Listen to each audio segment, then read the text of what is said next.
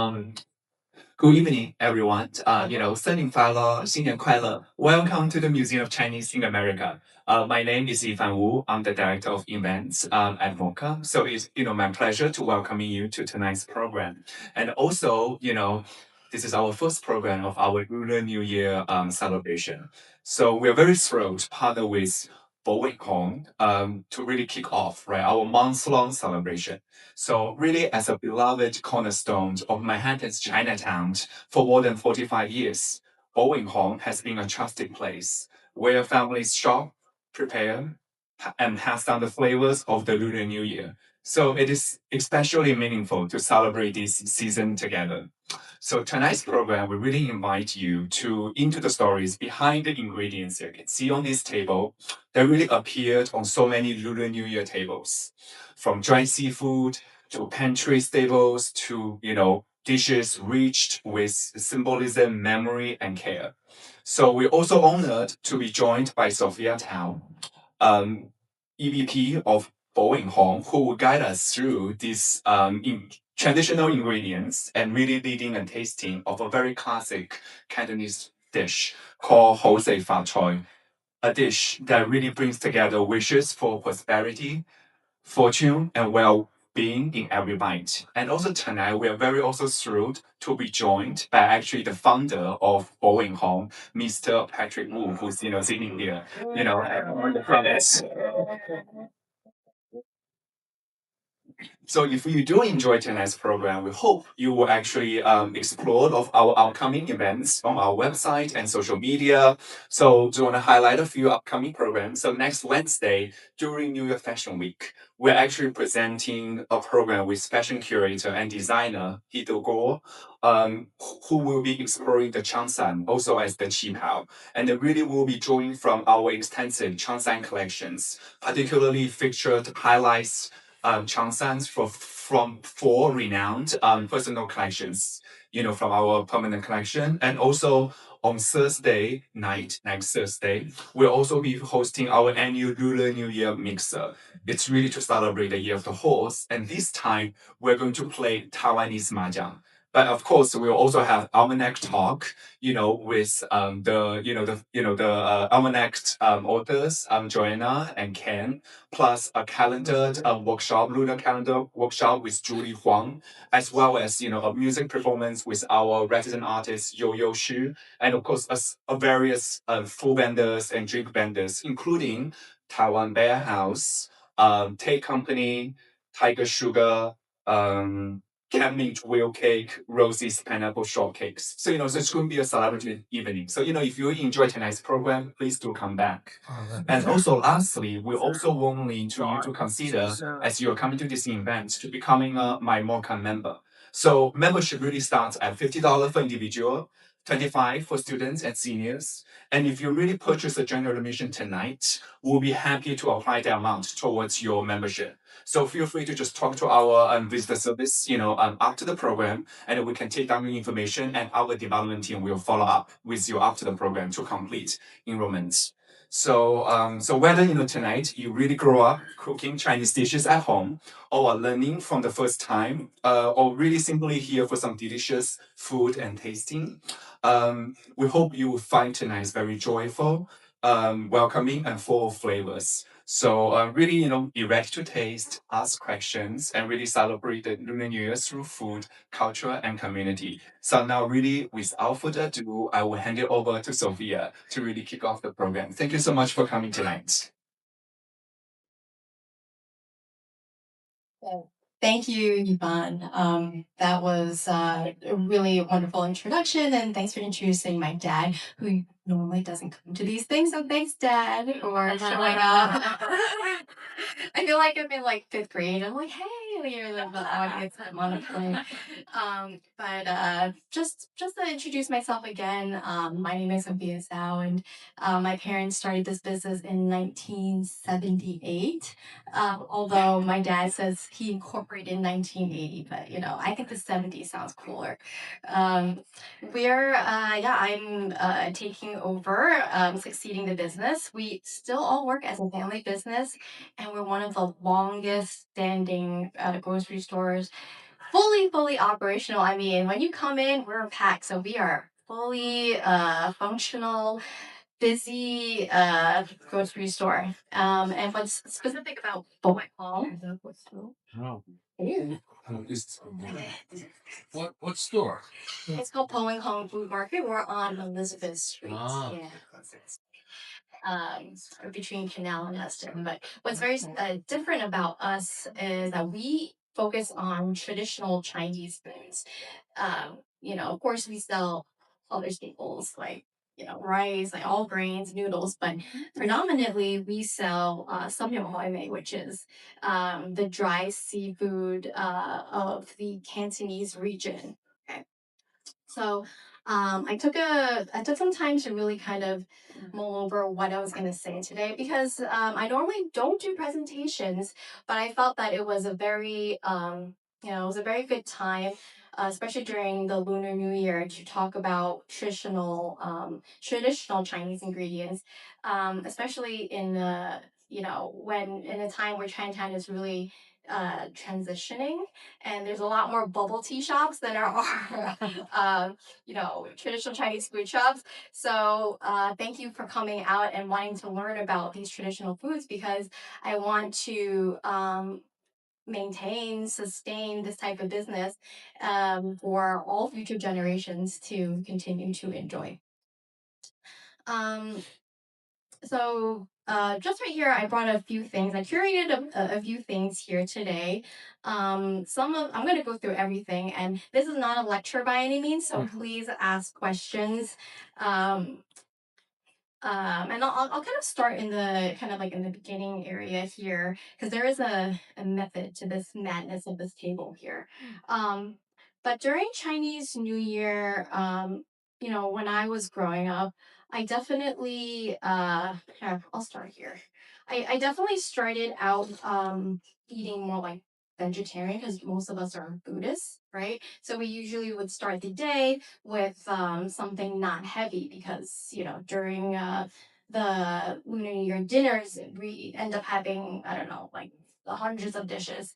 Um, um, when it comes to Chinese New Year foods, we everything has a meaning behind it. Everything has to be auspicious, and I was thinking about that, and I was kind of talking to my team about it, like how come me as an ABC, like I'm so much more superstitious than you, right? And they're coming from, they came over maybe a few years ago. I'm like, we're always like, can't like, I feel like the generation of China, like the Cantonese people in Chinatown, are so much more traditional. I mean, like we love having like auspicious foods, right? And I was like, uh, I think it kind of roots back to the immigrant mentality, especially in Chinatown, because the food culture in Chinatown is very specific. We're Cantonese, right? A lot of Cantonese here. We're also we have that immigrant mentality of let's let's start off the new year right? Like, and okay, let me go back one more step. During the 1970s, when like immigration exploded in Chinatown, it was a very hard life, right? It was a lot of there were just factories and a lot of just hardship in Chinatown because it wasn't like a really economically prosperous place, right? And so the only time really to really get together was during Chinese New Year when basically all of the shops are closed. But one time of year when we can sit down together and like, and reset, right? And so the meaning behind food is not the foods that we choose is not like random. There's a meaning behind it. Like for example, Ho See, which we're gonna eat tonight. It means in Cantonese, it's a hominy. It's like Ho See. You're gonna think about um, very auspicious, good things in the future. So there's a meaning about all these foods, and I think that the immigrants who came over, they believe so, they kept this tradition alive for so many years because we're living in a kind of um, in our Cantonese bubble. If you look, if especially if you go into our store in Chinatown, you'll see a lot of older generations who don't use WeChat. They brought back the history. They're still living in 1950s, 1970s, and they cook food the way that they've known back then, right? And so a lot of the traditions have been kept alive because we live in this little Cantonese bubble. Whereas like my established Ming back there, right? She's grown up in a more modern day China, right? Where it's not as important, or they don't see like a lot of these traditional foods as important because they have modernized. A lot of the Chinese that have come here 30, 40 years ago are still stuck in the old ways, right? And so I think it's very interesting when I was thinking about, why Chinatown particularly still has the demand for all of these foods is because we still are living that immigrant dream. So let's make sure that our Lunar New Year is going to be the best that it can be because we all started out very hard coming into the US and we want to start off the new year right. So we're going to take all the auspicious foods that we can and serve it in one night so that we can start off the new year on the right foot. So I'm sorry if that was a little bit long-winded, but just knowing the history is really important as to why we're still continuing in Chinatown today to eat these foods. But okay. Let's first talk about Chinese New Year Day. Are you guys familiar with like what red envelopes are, lucky money, and all that is? Okay, great.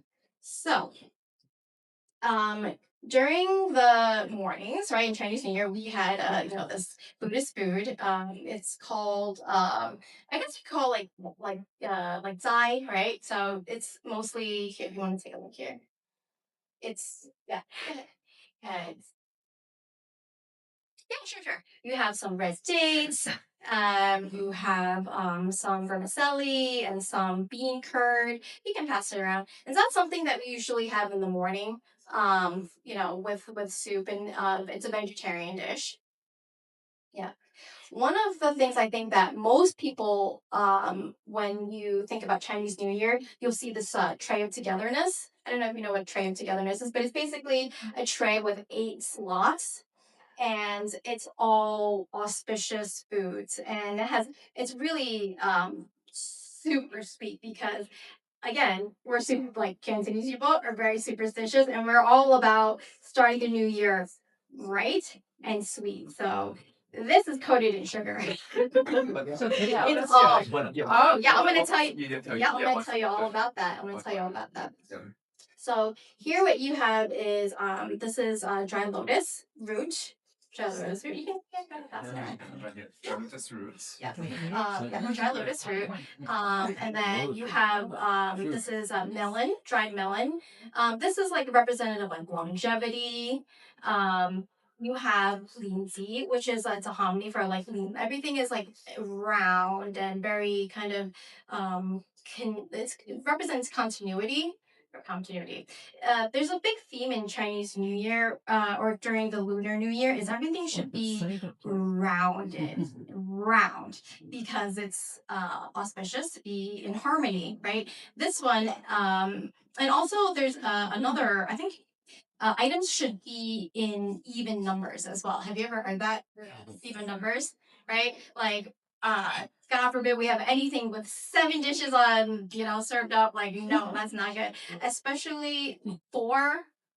Like, although it's an even number, the 4 means it's another wordplay for death, so we don't want 4 either. So it's another one of those auspicious, those things. What else do we have here? We have ginger. So ginger is like meaning, vitality, that kind of thing. So there's a lot of meaning behind the foods that we have here. Um, So that's the morning that we have. So the first thing that we do is have something sweet because you want to start off the new year sweet, right? So you have a sweet snack. And then if you have kids around the house, which they normally do, we get a hongbao, right? Like you get a lucky money and you have lucky sayings like "gong hei fa choy" or something, that kind of thing. And that would, and then when you say that to an elder, usually they pass out the money. Do you guys know this? You know this, right? Okay. All right. Stop me at any time. Sophia, I remember Yeah. when I was young. All right. You're still If you young. didn't say "Don't pay about toy" to your parents, you never got the money. Yeah, that's right. You had Yeah. to say You have to say "Don't "gong pay hei fa choy." All right. All right. So for those of you that looking forward to it, make sure you say it. And also, I guess the money also, right, have to be the double digit, right? Like $8, Yeah. 88. But you know, I thought then $2. okay, here in Chinatown, you still have cash. Yes, you can have it. You know, they like WeChat. Hongbao. Yes, Like, yeah, that's now it's crazy. digital. Yeah, now it's all digital money. Yeah, It's yeah. digital hongbao. Digital hongbao, yeah. Okay, my kids. They have You that. know, let me not do the old But yeah, we're old fashioned here in Chinatown. We're still living in 1950s here in Chinatown, New York City. Okay. So, okay, let's talk about please ask me questions because I don't like here standing by. I'm usually like in a grocery store, so you can tell I'm not a presenter. But yeah, to ask me questions to make this more interesting for you guys. Well, actually, my quick question, because you as well passing them around, right? So that's, you said that package, right? It's like making into soup. You said in the morning. Yeah, you make that into okay. soup. Yeah. Yeah. But is it easy to like just boil, or like what would be the process? Yeah. You know, because then people are looking at it. I think it's also your own brand, right? You know, the Oh, no, that's own not home brand. Oh, that was That's your own brand, right? Yeah. But then yeah. So but then you just need to just boil water and then put the ingredients in it, and then you can. Yeah, you just throw it into soup. Usually they use Napa cabbage to make it flavor. Napa's very sweet, so Napa cabbage. You make it into like some type of broth, and then you put that in. You put the soup pack in. Yeah, because it has red dates, which is already really sweet, Okay. and then you some have sweetness. some sweetness, and then you have the what is it? The wood ear for texture. Right, for texture, and then and it's also a little bit filling. Like the wood ear is a little bit filling because you want to be a little bit full in the morning because you're setting yourself up for the rest of the. So you start with the soup and start then with some the soup. candies, right? Candy, And then red envelopes. Yeah, yes, red envelopes, right. If there's a guest coming into your house, you also have to offer them like candy, the tray of togetherness, right? Yeah, and then a lot of us, right, familiar with this. Right. So in the tray of together, this is just an example. This was like pre-made from a factory in China. What I put in my tray togetherness is a lot of the lucky candy, which this is the most popular one. I think it's strawberry flavored. Everything like these like gold ingots, they're made of chocolate. Also representative of money. It also looks like money. I think you see gold coins a lot. Right, coins, It's very yeah. gold coins. Right. All of that, all representative of luck. If okay, this is really funny. So when back in the day when I guess my grandma wanted us to have kids, she would put a lot of like the seeds because like seeds, okay, it's like 红瓜子 is like it's also a Chinese character for children and fertility. So if you want grandkids, you just put seeds all over the table, and then you offer them seeds, and then they're wishing they'll have lots of offspring. So everything has a double meaning behind it. What other things that I know? I tried to order here in case I forgot. So I think you talk about the Yeah, we talked about that. candy. Yes. It's actually carrots, right? So Yes, it's the, this one is a carrot. Yes. carrots, right? You have the lotus seeds, coconut. Okay, that's the coconut. Yes. Yeah. Shreds, and then the dry. Yeah. Do you guys want to try some? Yeah. I think there's a limited amount. I guess. You have your diabetes. But then we use it. It was like some people, feel free to take. Yeah. Please stay. I hope you took a picture first, but we're going to destroy this table. We're gonna pass around some of the things. Maybe if you want. Oh, Batsy. Oh, Batsy, yeah. You put in the children, offsprings, maybe. Right? Oh, would you like to? Have some. It's interactive. Yes. But I'm curious. There's a fresh food parallel to the seeds, right? Water chestnuts, also for children, Yes. and also toigu, which is like a mushroom, but you wrap it up to look like a boy. Is it really? Yeah, maybe that's the Chinese thing. Oh, the Chinese, it's very regional. Yeah. But there are a lot of children type foods that. I'm keeping that away from my household, so I'm done. Yes, please have some candy. All of these are for you to taste tonight. So have some luck syrup. So if you notice that the lucky candy has the word luck written on the top. So of course you're wishing luck on everybody. Yeah. Peanut candy is for longevity, right? So if you want to give it to your elders, like give them some various peanuts, I will give them some. Great. So I think let's talk about things that you can find in my shop, right? That are also very popular during the Chinese New Year, because it's in preparation for dinner. There's a lot of things that I couldn't bring today because it's just too much. But a lot of it has to do with roundness again, right? So some of the popular dishes that we make during Chinese New Year's for Cantonese region is MOCA, which is like a radish cake. I think I see that a lot in dim sum restaurants, right? Radish cakes, it's rounded, right? Rounded. You cut it into slices and you can hand fry it. That's very popular in Cantonese cuisine as well, especially during the Lunar New Year. Niango or Nigo, right? Because you want your family to stick together, right? So that's a very popular Chinese New Year dish as well. So when we use those dishes, and when we make those dishes, oftentimes you'll see ingredients like this, which is like the dried shrimp. So dried shrimp is really popular in Cantonese cuisine because it adds a lot of umami to the dish. It's also very economical. So in Wabaco, they have a ton of that along with Chinese sausage and things like that as well.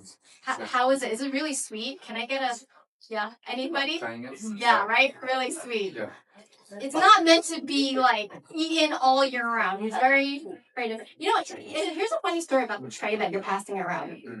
So some of the importers, right? Like, so we sell a lot of that in Chinatown. But the importers, they would tell me that it's very specific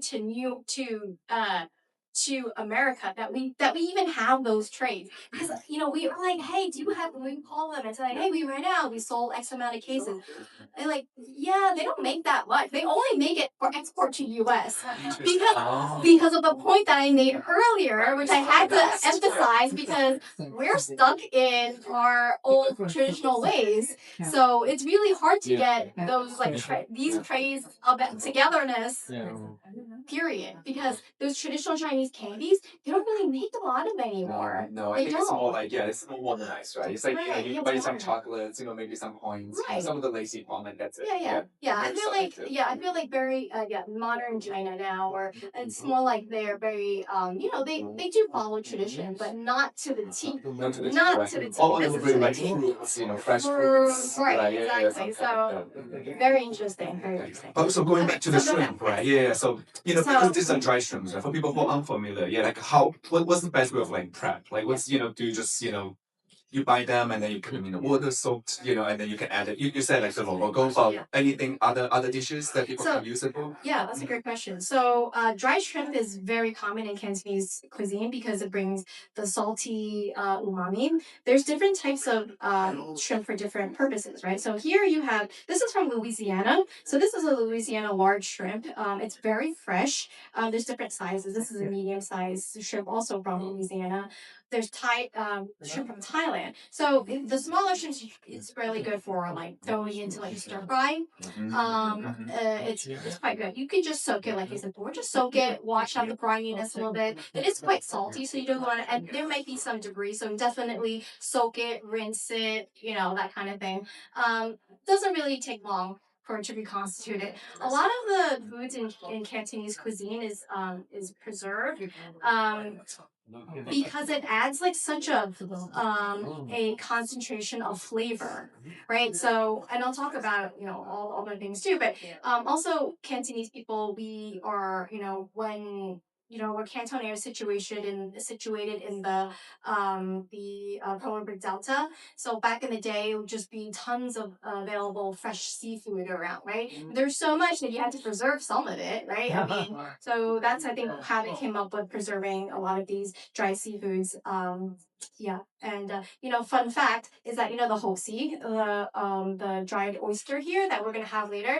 The Lee Kum Kee brand, the Lee Kum Kee brand of dried oyster. That was a pure accident, and it's like one of the most like the most famous condiments for Chinese cooking now, which is the oyster sauce. Yeah, That oyster was sauce, yeah. a braise of this oyster that they left on the pot for over X amount of time, and then they had this really delicious liquid of Right, of host, of dry oyster. So yeah, right. So anyway, I have questions. Yes. Alright, have questions? Yeah, Okay. please. If you have questions, yeah, feel free to ask. But then feel free to please speak to the microphone. Yeah, so people can hear.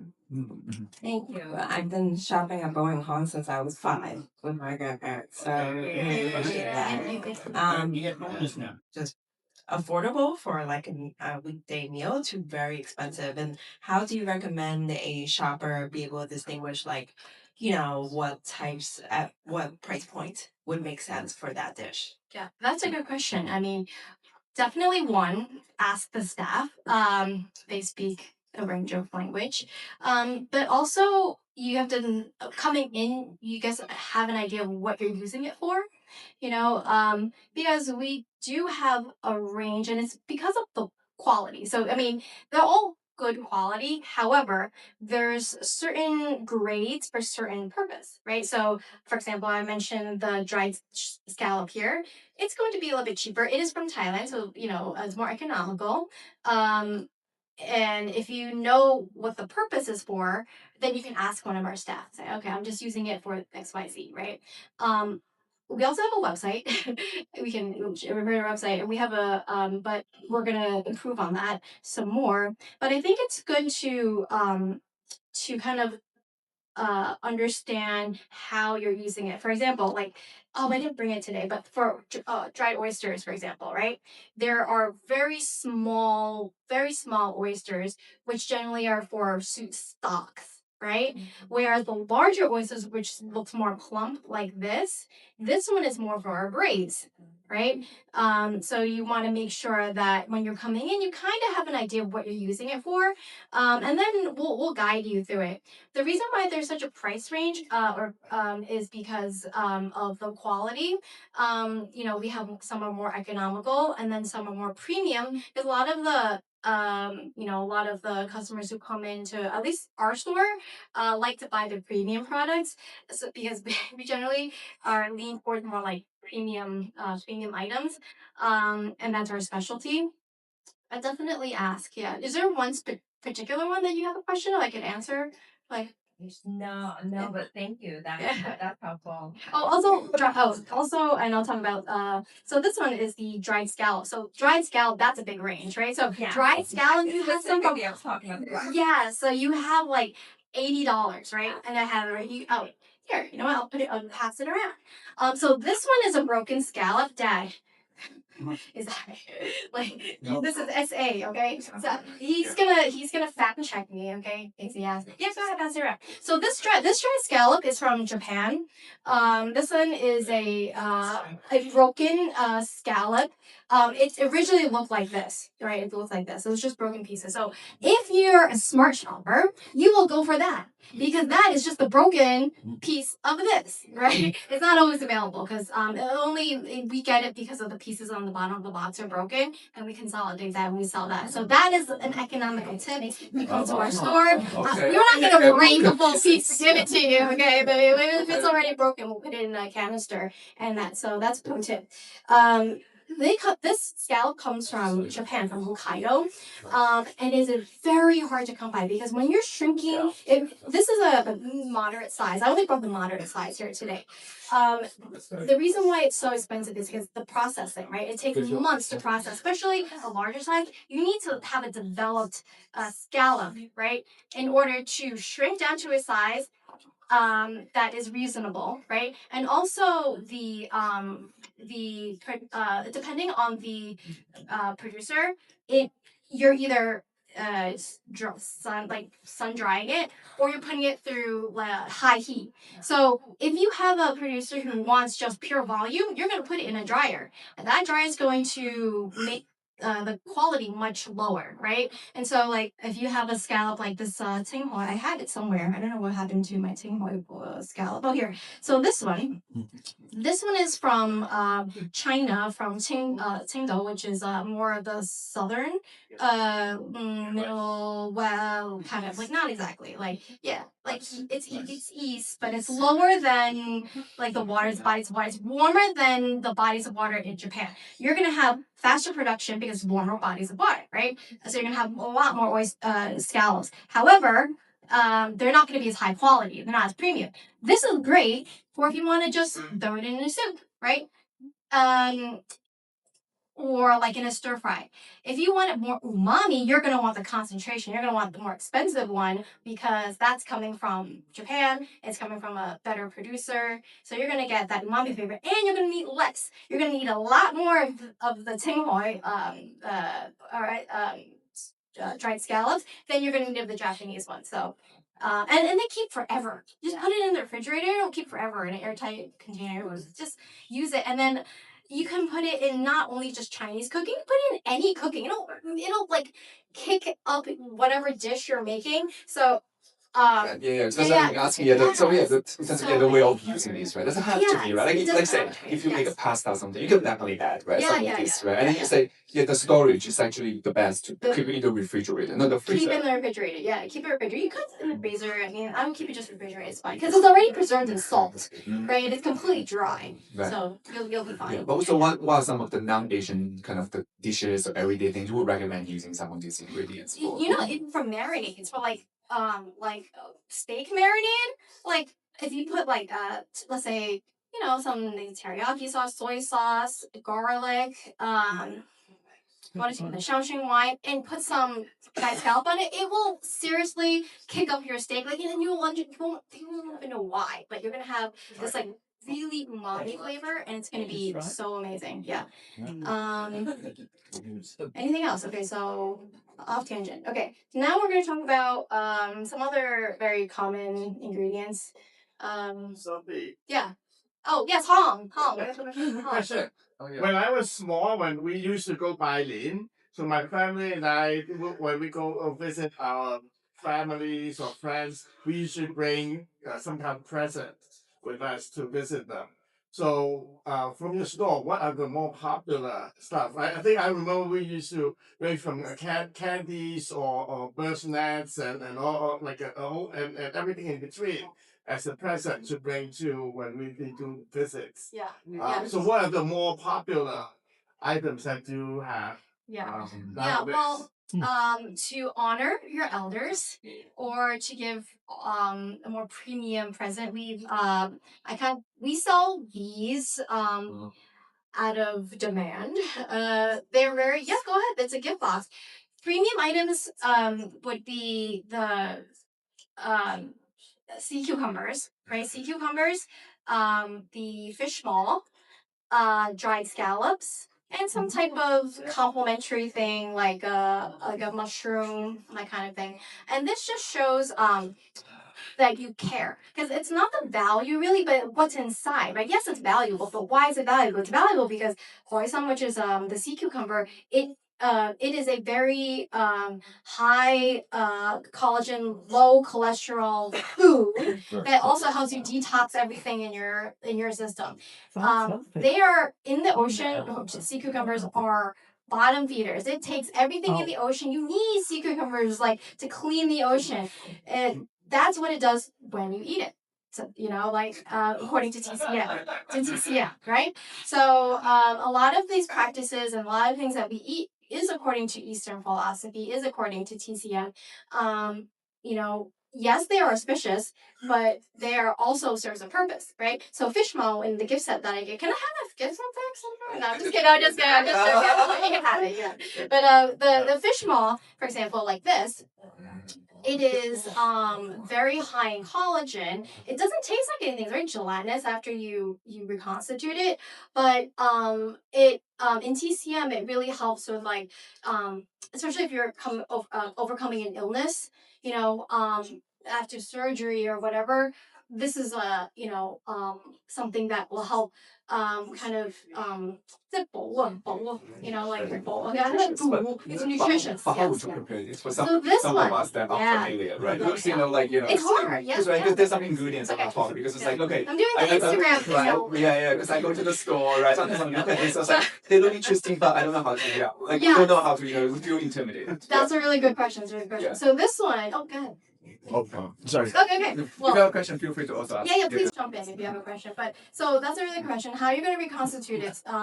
Again, it's dry, right? This is a swim bladder of a large fish, like a croaker, like something super large, right? And it shrinks down to this size. What you're going to do is you're going to soak it. My dad's an expert at this. He's really good. So what he'll do is he'll soak it for a few days. Then he'll put it into hot water, depending how thick it is, right? So if it's a thinner fish maw, you really don't need to prepare it that long, right? You just soak it and maybe it'll get soft. The thicker ones, it'll take you have to put it in the refrigerator, you have to change the water. What else do you do? Boil it and then steep it in warm water. It really depends. Because if you over prepare it, then it becomes too mushy, right? So you don't want to prepare it. So just when it's right, you're ready to use it, then you can cook with it. So preparing it is very important. It's a very trial and error skill that I failed a few times. And then, once you prepare, like let's say, right, and then, but also you make soup out of this, or Yeah, you can. So you can congee or something, I wouldn't say kanji. No, I wouldn't say kanji. So soup for sure. You can cut it up and put it into a braise with other ingredients. Chicken. So in a soup, I would put chicken, right? Fish maw, red dates for flavor. Any type of meat, really, right? Yeah. Or you could braise it as well. Yes. Go ahead. That, oh, a short question, very short. Happy National Homemade Soup Day. Is it really? Yes. Every day there's something special to celebrate. I'm really curious, especially with the seafood products. Has anything changed for you, or do you anticipate anything changing with a lot of like suppliers and where people are getting things changing with the supply chain? Yeah, especially since a lot of restaurants are reevaluating how they do things in the city, but I don't know if that's like reached, folks on the ground or like retailers yet. Yeah.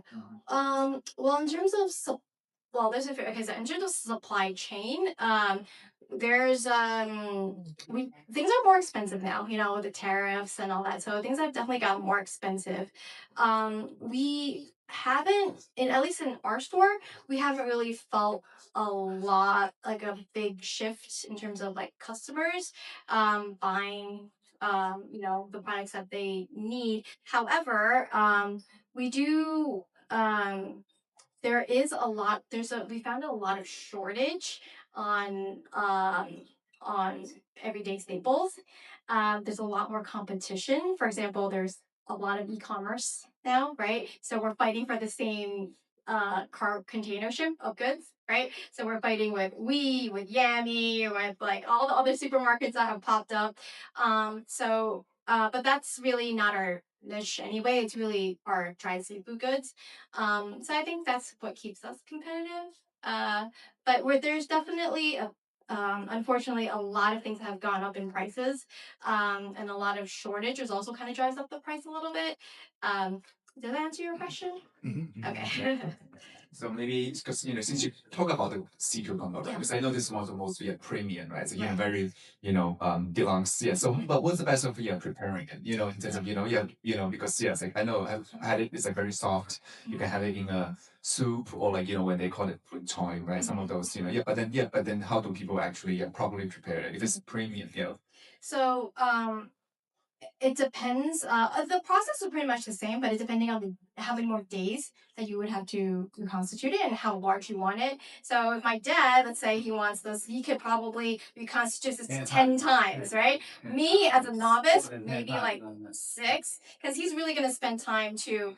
He has a process. So his process is basically you have to soak it, boil it. Do you want to talk about your process?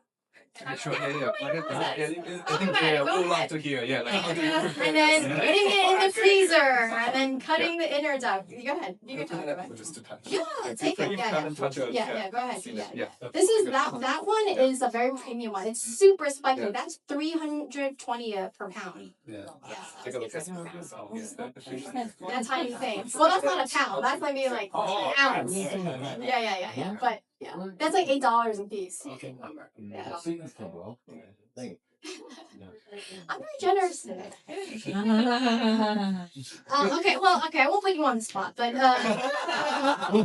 so there is a problem. The problem is you soak it, you put it in the refrigerator, and for some, I don't know the science behind it, but it makes it expand more and change the water the next day. Then and then you start the process again and again. If you want it to expand a lot, what my dad will do is he'll steep it in hot water. So you just get a pot of boiling water, put it in, turn the lid off, take it off the stove, and then let it soak overnight. The water is completely cold. You put it in the refrigerator and then you change the water the next day. And if you're using a premium product, you want to make sure that your method is proper, right? And then after that, you have to cut the inside just a little bit so they can take out the internal organs and all that, because that is not edible. So So once it's properly, right? So it's like that's the prep part. The proper, Would it like the size? Because now, right, it's like a tiny little. Oh. Would it be like how big? It's 10 times the size. 10 times. Like Oh, this big. will turn into 10 times. Yeah. Oh, I see. So really, when you're cooking, you only need one. You don't need. You really only need one. Yeah, depending on how many people you feed, you only need one. And also, we're recording the program, so so if we will upload it, so you can just hear it, because it's hard to take notes, don't worry. Or come in, chat, email. Yeah, and then but just going back quickly to the gift box, right? So these are on sale, right? If people want to buy, they can go to the store, they can buy it. Okay, just give a like what will be the price point? Okay, so this depends. We have, depending on what's inside, it could be from like $100 to like $150. Yeah, it's really not. It's very economical because very economical. Different price ranges. So we can also make it too. So if you want like the Korean sea cucumbers, we can always put that in. So we can customize it for everybody. Yeah. So I know I also see we're also talking about this ingredients. Okay, yeah. So chanpei. So this is a dry tangerine peel, and this is popular for not only in Cantonese cuisine, right? For anything. So chanpei, you can put it in teas. Excuse me, Mr. Ng. I'm having a presentation. Give me the secret. Share.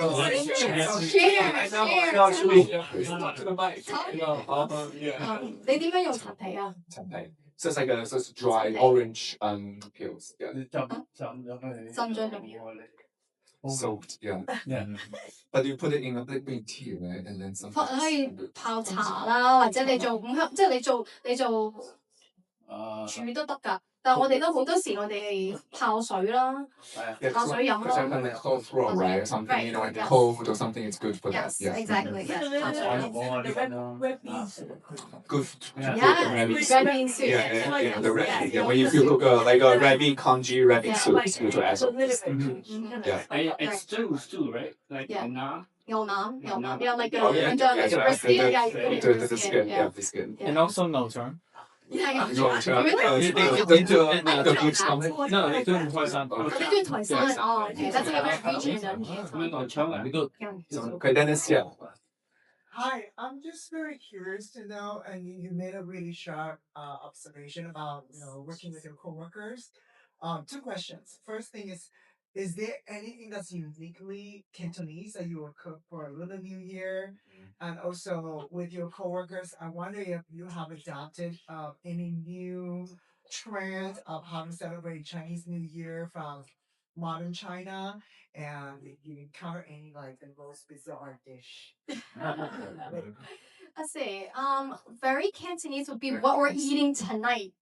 That is Fat Choy Ho See, like over something. That is like very Cantonese because everything in there is Fat Choy, right? Which is get rich, get lots of money, right? And then you have Ho See is like all things lucky. It's like oh, you're gonna be so lucked out, really. And then you have like Good for the market. Good for them. Ho See. Yeah. Yeah, good things. Yes. Good business. Good business. Okay, fine. Good business, good everything. 乜嘢都好事啦 right? 好事 yes, good 事業 too, yes, good business.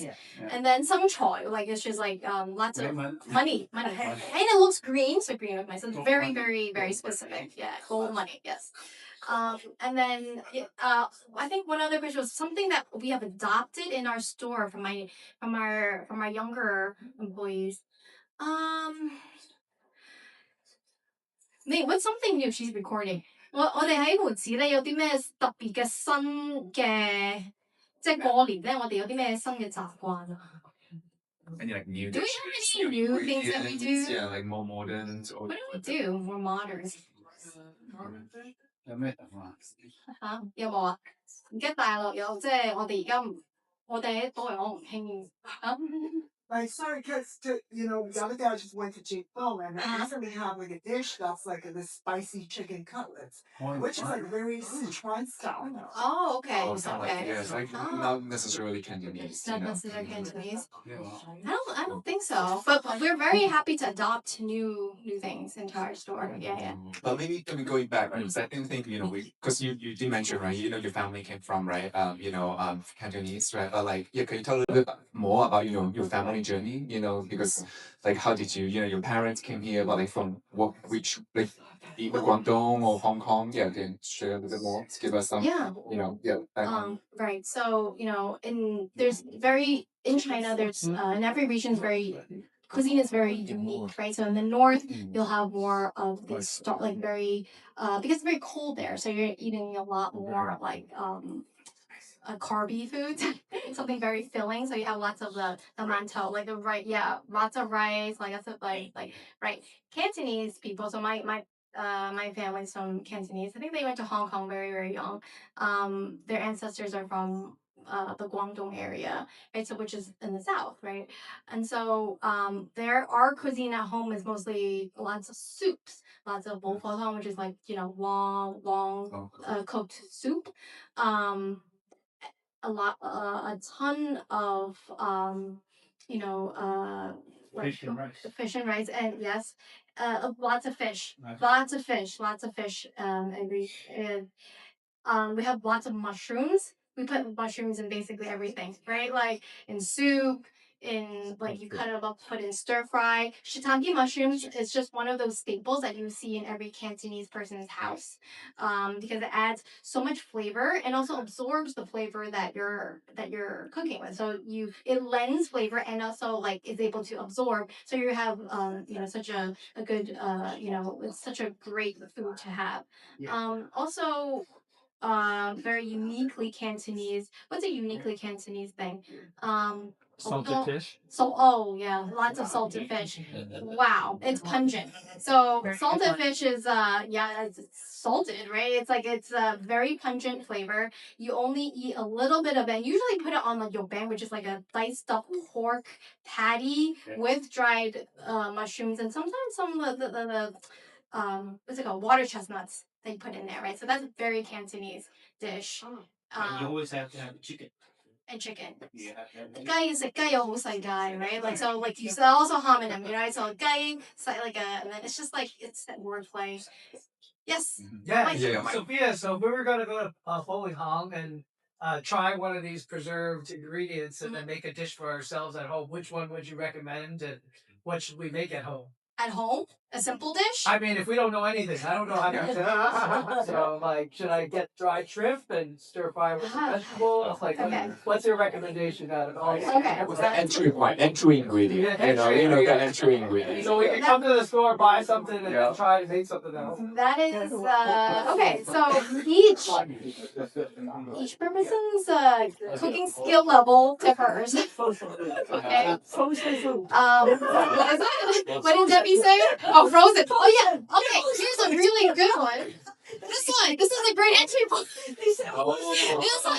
Shut up. Okay. Okay. You're Here's something to reserve. Mike, the president here of MOCA, he's like, so basically, that's a really good question. And that's a really good point because, a lot of us don't cook anymore. So the one in China, this is so it's all over. Like these preset boxes. That's why I brought it here because in recent years, these have become so popular for Chinese New Year because everything's already inside. You have the abalone, it's already braised. This one comes with crab paste. But I think a good entry point would be just Buddhist delight or because basically what you need is you can just use that with any kitchen pantry that the sauce you probably have it like oyster sauce, right? Like the oyster sauce. What was I gonna say? Like the soy sauce, all that, and then all you need is vermicelli, yeah, and then and a little bit of mushrooms, and if you're fancy, you get one of these. This, and you're gonna blow your guest's mind away. It's canned abalone. Because nowadays we don't have the time to reconstitute abalone. What's time for that? We gotta work. You just open one of these babies. You already have the base. Put this on top. Cut it up nice and thinly. Lay it up on top. It comes, and then put the sauce with braised. Put it over a bed of lettuce or pea shoots if you're fancy, right? Pea, put it on pea pod shoots. Was it is that what it's called? Pea pod shoots, right? Yeah. Don't meal. And then it's super fancy, so you can definitely impress family with that. So that's why I brought that here too. So this one is an Australian canned abalone. It is half wild. I would say half wild. So this guy is really cool. He has his own. He makes his.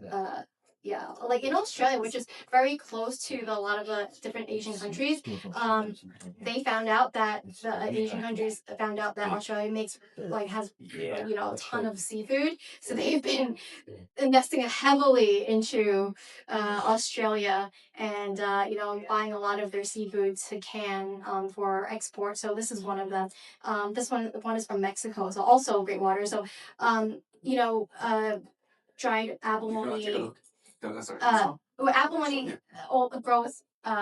It grows better in warmer climates, deeper. I wouldn't say it depends. It depends. Some of them in the Gulf of Mexico, it could be kind of cold depending on how deep you are. But anyway, different climates, different bodies of water produce a different abalone. This one is generally darker. This one is in the Gulf of Mexico's Mexican abalone. It's very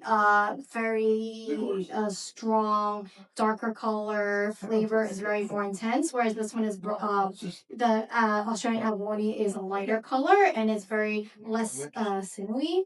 So it's more tender. So I think there's a huge price difference. This is $100 a can because you're getting that flavor. This one is $80, $32 a can. You get the Nancy discount, so it's 10% off. That's my mom. To make this 8 pieces each, right? So then you that's once you yeah. But once because I bought this can, right? But once you open it, right? I'm not gonna use it all. Okay. How do I keep them fresh in the refrigerator again, right? Once it is I wouldn't put it in the refrigerator. I mean, you could. I would use it within a short amount of time, a week. You can freeze it. Okay. It won't taste as good. It'll definitely. So once the can the is open, texture. just use it Just as much use as it. possible. Because you can also you don't have to use it in one dish. You could break it up. You could also put it in soup as well, and it also acts as the same similar as the dried scallop, which is just to bring extra umami to it. Yeah. So sometimes people don't really eat this for texture. You eat that for or added flavors because the brine that's in this can is very flavorful. So you could use that to make other dishes as well. So yeah. And then, sorry, just before we kind of go to the questions and also talk about the whole. Oh yes. Okay. This is a very okay. So go ahead. Okay, sure. Yeah. So, I've seen that bologna in Sunset Park in Brooklyn. And I was wondering, is it fresh or frozen when I see it? Where do you see in the store? In Sunset Park on 8th Avenue. Like on the street? Like in a box? Like there's some guy selling it on like the street? Have you ever been out to 8th Avenue in Sunset Park? Yeah. That's the best Chinatown in New York City. Yeah, so it depends, right? Isn't it like other fresh? You didn't know that. Oh, right, yeah. Well, Yes. are you fresh abalone? Or you're... I don't know. I think it's fresh. I'm not sure. I mean, fresh abalone meaning like, is the shell still on it? Yes. Okay. So I don't know. I haven't asked questions because there is a little bit of language. Yeah. Yeah, I mean, Sometimes. if you go to I hope that it's on ice, on ice. bed of ice. Yeah. Okay, then you're fine. It's Just reputable. Yeah, it should be fine. Just wondering, because I've been on 8th Avenue too, and sometimes it's like on a box on like the side of like the street. You know what I'm talking about. But it should be really fresh. Most of the seafood I would say in like Chinese supermarkets that you find are generally really fresh, and just like similar to any Western supermarket, you want to make sure that you look at the quality before you buy, right? Like that's important. So the last thing I want to talk about is what we're eating tonight, and you guys, this is a interactive thing. It looks like hair. This is called Fat Choy, and it's okay. Here's a misconception of Fat Choy. So this is not from the ocean. A lot of people assume that Fat Choy is a seaweed, but it is actually grown in arid climate, so drier climate. Back in the day, when it was, overly harvested, it caused some environmental issues. So nowadays, when you see this, it's usually produced in a facility, and it has and it's not wild anymore. So and generally, this is not eaten often. Also, misconception: Fat Choy really is only used for auspicious dishes when you have a wedding, and like Chinese New Year, that kind of thing, because it doesn't taste like anything and it looks like hair. It's kind of off-putting a little bit, and it's really just to wish luck, and it's just symbolic. It's a plant. It's a plant. It absorbs all the flavors of whatever you're cooking. This one is, and then the other ingredient in tonight's dish is a dried oyster. This one is from Japan. The way that you can tell that it's very fresh is that you can smell it, but you smell it. You don't want it to be very you want it to smell like fresh oceany. You don't want it to have like a funk to it, a stink to it. You don't want to see any mold, obviously. You want it to look a little bit plump, right? And it has to have some types of like yellowness to it.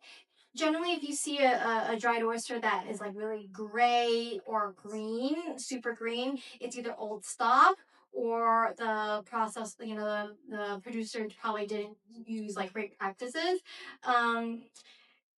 The size doesn't really matter as long as it's plump. You can have a small oyster that looks very plump, and be super good quality. It doesn't always have to be the larger sizes that are good quality. So those are things to look for when you're looking for dried oysters. And there's oysters from different regions of that we buy from as well. But we really like the Japanese ones because they're consistent in quality. Yeah, and it's you already know this.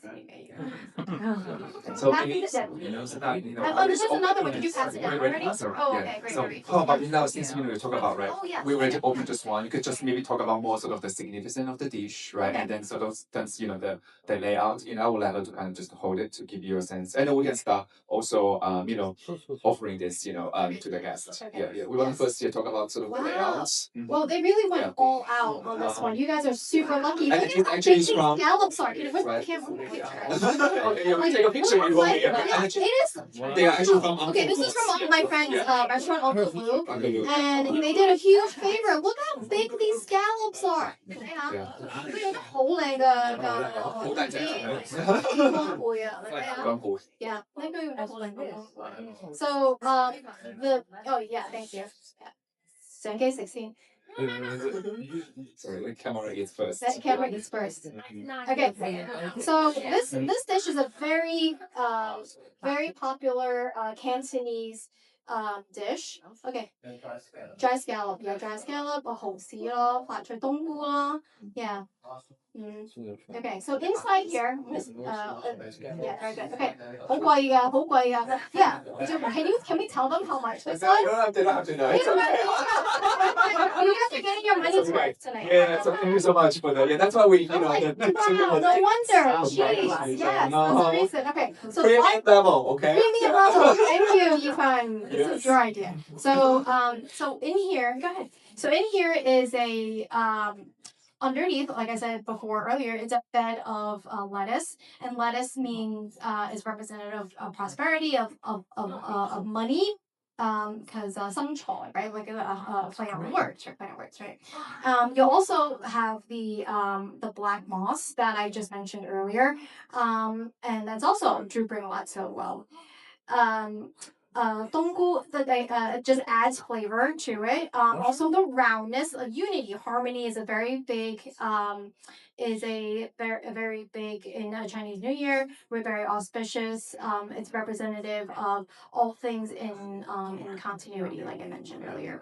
Also the if you notice that the scallops here are not broken, that is really important. So the chef here knew what he was doing. In my mind, he was going to give you the broken scallops because it's cheaper. When he opened it, I was like, wow, he ensured that when he braised it, it was a full piece. That is very, very good. I'm gonna give Uncle Lou's a 5-star. Exactly. That is like Go to the restaurant, please support them. Yeah. And then Ho See, they're very plump. They didn't give you this. They didn't give you guys a small one, did they? They used a very big, large size. I would say this is the M or L size Ho See. The dry oysters. Also wants to. That's representative of bringing all happy things, all good things for the new year. Most likely the sauce that they put in here is like the oyster sauce. Yeah, I think this is gonna taste great. Yeah, that's right. So my colleague, so she will kind of, start preparing and we'll pass around. But then, we'll open the floor for Q&A, so as, she's preparing. But can you tell us, 有發菜啊，有發菜啊，有發菜。So can you tell us, some of your, childhood favorites, growing up? Do you have any, your dad or your parents made, that really...冇吧。My favorite childhood. Okay, no. So this is very 台山。你記唔記得嫲嫲以前整嗰個？It's like a 死啦，叫咩名啊 ？No， 唔係黃大哥。It's white. It's kind of like 好似個白炸叫做乜嘢啊？煎堆嗰類咧。It was white. It's very 台山。Like it's white and then it's like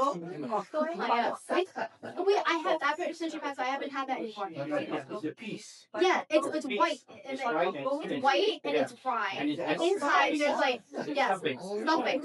What is that? Yeah, what is that thing called?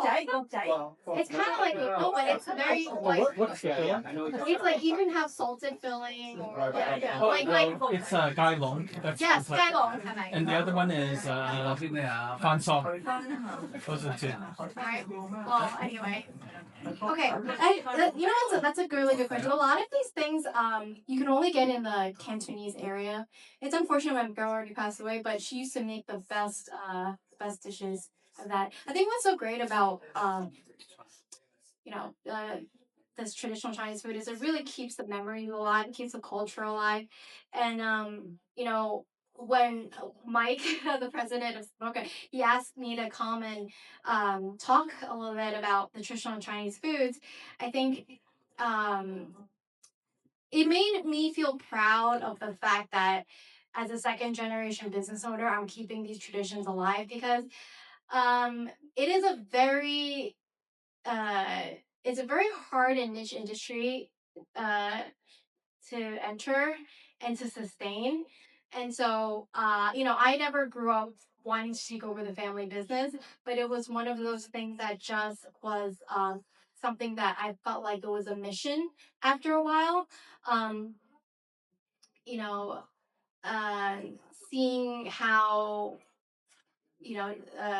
as a American born Chinese, a lot of us have assimilated into Western culture, and in my household, we probably eat more Western than Chinese because it takes a lot longer to cook. But I feel like a lot of even my friends don't really understand traditional Chinese cuisines or cooking anymore, and so it became a kind of a personal mission to continue on with this business because it hasn't been easy.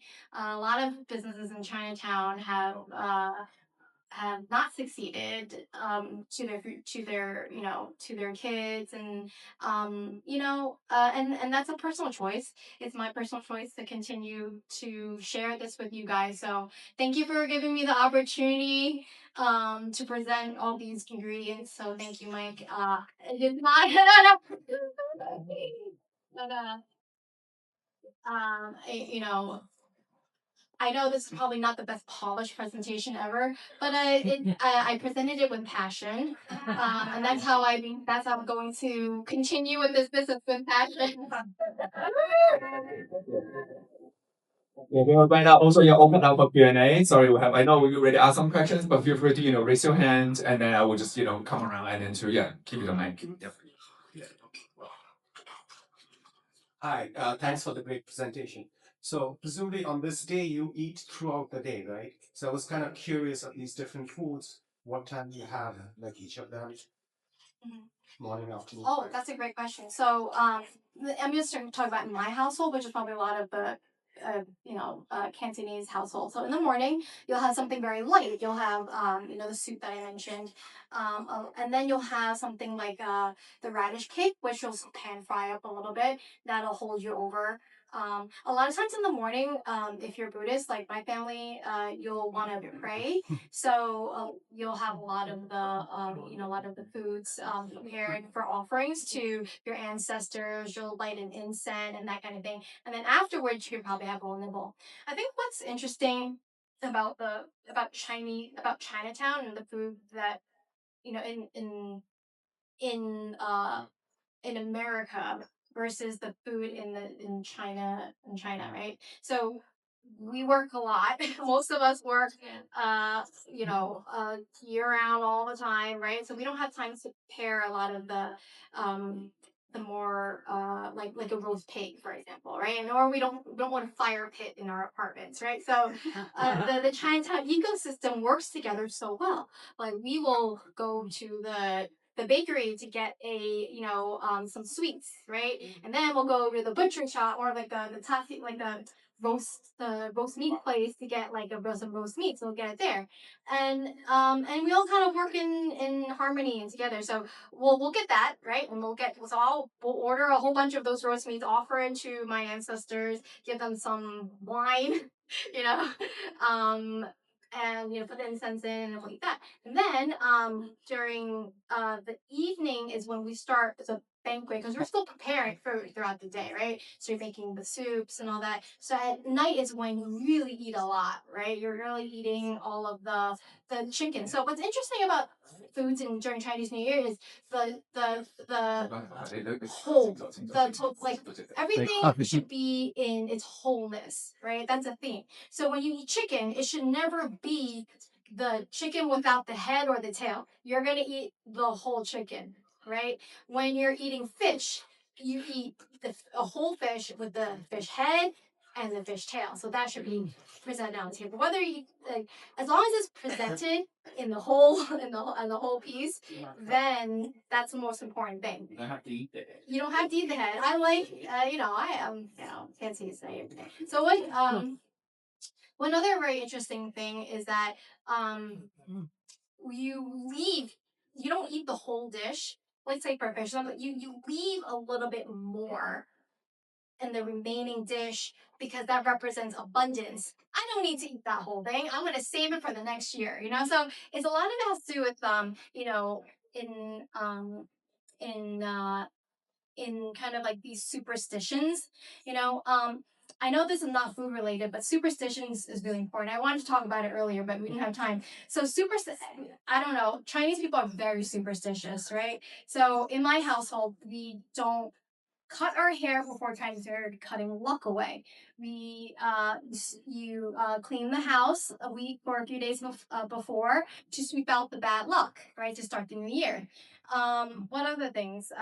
Pay off all your debts. What is it? Pay off all your debts, right? Pay off all your debts, right? You don't carry that to the new year, right? A lot of things. What else? Some lucky things. Mom is the most superstitious person. She talks about, right? 我哋仲有啲咩唔好做嘅，即係話唔吉利嘅嘢。Sophie, 初二 and 初三, what do they mean? 初二、初三 What does that mean? You Friday, don't open the business. 年初一 is the first day of Chinese New Year. I'm like, what are you talking about? 年初一 Okay, 年初一 is the first day of the Chinese New Year, which we don't open. It's the only day of the new year of the whole entire year that we don't open. 初二 that's when we open, right? That is 初二 so we open. Okay, so we're talking about the lunar calendar. So what Hong was mentioning is these are the dates of the lunar calendar, not the solar calendar. So us Chinese, we follow the lunar calendar. And so it's funny, if you see a Chinese calendar, you're going to have very auspicious days for certain things. And if you're superstitious, you follow that to the T. And there's sayings, and it's all based on feng shui. Just to remind everybody, so which means, because Lunar New Year this year, you have the horse, it's February 17. I think that's when the store will be closed. That's when the store will be closed. So then, don't go on 17th, but the 18th or the 16th. This horse year is supposed to be a good year for everybody. So you're starting off the year really lucky, already eating this auspicious dish. So it's a good time to, I think I was reading it recently, all the zodiacs and stuff. It's a very good year. It should be. It's a very fire horse. The fire horse is a very good year. Yeah, for everybody. And then if you are interested in learning more, come next Thursday. Sorry, just to plug, because you can look at the pocket almanac talk. Yes, So then you know more about what to do for the Lunar New Year. For the 17th. Both of them are experts. They will tell you what's the preparation you need to do, what kind of precautions, what's the year ahead. Yeah, but any other questions? Yeah. Yes. When it comes to making rice, because what do the Cantonese do? Do they in the past they used to pot rice or whatever. Now with electric steamers, most people I think are making their rice with electric steamers. I do. What's going on today with Cantonese at home? See, we love our rice cooker. We love rice cooker. Yeah. So you think? Although, okay, so I actually don't cook with a rice cooker. Oh. I cook on the stove. You do? I'm telling you, you get a different result. Like I know. It should try it. Okay, so basically, I wash my rice, right? I just, I measure 1.5 cups of water to rice. It's the same thing. I mean, what did they do before rice cookers? It's the same thing. I don't have to wash the rice cooker. It's the same thing. But timing 18 is minutes. a problem. 18 minutes. The timing. 18 minutes. 18 minutes, you get the perfect pot of rice. So if you don't have a rice cooker for breaks, you can still make rice at home. What do you think is going on in the Cantonese restaurants? Are they mostly using steamers, or are they doing it the old-fashioned way? Oh no, they're doing steamers. Yeah, they go through so much rice a day. They have these massive. If you see, they're massive, gallons of.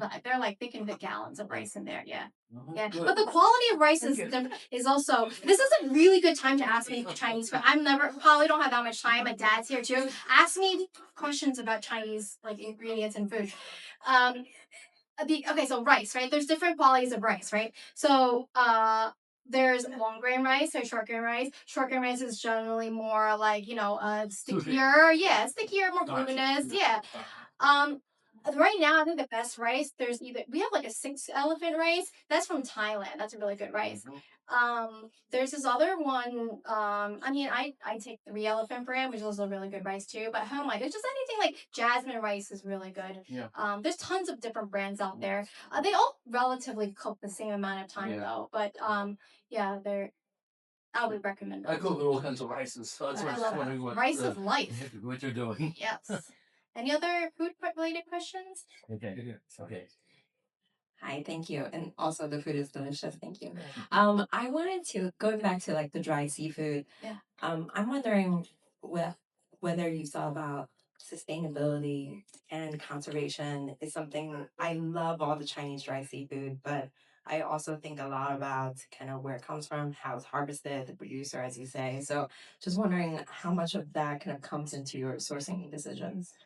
That's a really good question, and I feel the same way. I think anytime there's going to be overfishing, right? And I totally disagree with a lot of the things that are happening when it comes to overfishing, right? Because for example, in like South China Sea and all that, like there's really, fishermen now have to venture out. Like a lot of these, like fish ingredients, they come from Africa, they come from South America because there's simply not a lot of fish out there to fish for these ingredients anymore. You're not going to get the larger fish to produce these kind of things. Thanks for coming. Thank you so much. So there are certain things that we won't buy anymore, right? Because of that, and from certain producers that we don't buy from, or like suppliers that we don't buy from anymore. What's actually kind of funny is that in China, like I think the food demand for the demand for premium products has been lower because the economy is bad, right? So I'm getting a surplus of a lot of like the high end ingredients, right? Ginseng also, American ginseng, right? Also a surplus of that. It's not a good thing because it hurts like Wisconsin farmers who used to be dairy farmers and now they're like, and then if you start growing ginseng and all that. So like a lot of these things are very conscious of that, right? Also soil, like for example, for American ginseng, right? We only buy from there's a co-op there, the Wisconsin co-op. We buy from them because they also test their products. You can get cheaper ginseng elsewhere, right? I'm sure there's Canadian ginseng and other ginseng, but we definitely source from places that we know we can offer quality, right? Same with this, like our this comes from South Africa, right? Or South America. Fish swim everywhere. Okay, you're not gonna like be like, okay. So they but it's hard to tell sometimes what their fishing practices are, to be honest, and these are not, there's no union. They're getting it off of like guys who like fish out of the ocean, right? You don't know exactly where your source is coming from. However, having it come in properly through and having a CITES and going through FDA is important to us. That's important to us because we want to make sure that it's not coming off of like somewhere that we don't know how we can how we can trace back. So for us, traceability is really important. I think when our customers come in and they look at the range of products that we have, they know that, okay, they can tell immediately, okay, this is good quality, this is quality. We definitely get criticism for being more expensive, but I would prefer, and I think this is my parents, their I guess their mission, their mantra is that like if it's not good quality, I'm not going to sell it, right? Because it'll affect the reputation of our business, right? So a lot of the Chinese restaurants in Chinatown and elsewhere, when you're buying premium products, like when you order premium products, a lot of it comes from us. We do restaurant supply too. That's actually one of the reasons also that we can sustain and be here for a while because we supply a lot to other businesses and to restaurants, and they know that we have good quality, right? Any other questions? Yeah, well, so because in the interest of time, okay, maybe one last question. Yeah. What are the auspicious beverages? Auspicious beverage. Oh, just drink. Just drink. Yeah, anything that doesn't make you happy, then just drink it. What about baijiu? Baijiu, Yeah, Chinese liquor. Yeah. But yeah, there's no, I don't think there's a special. They just drink to make it stuff. But if it's traditional, it's gonna be like the rice wines, rice wines. Yeah, that's more traditional. Okay, well, any sort of last word advice for people, who are preparing for the Lunar New Year's, right? Because, it's coming up, right?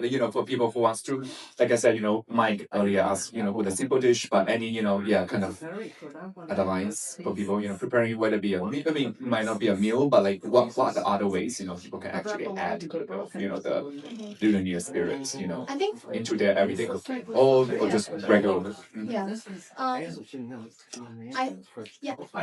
I have a suggestion. Oh yes. Okay, that's sure, right. yeah. Something that would use all the ingredients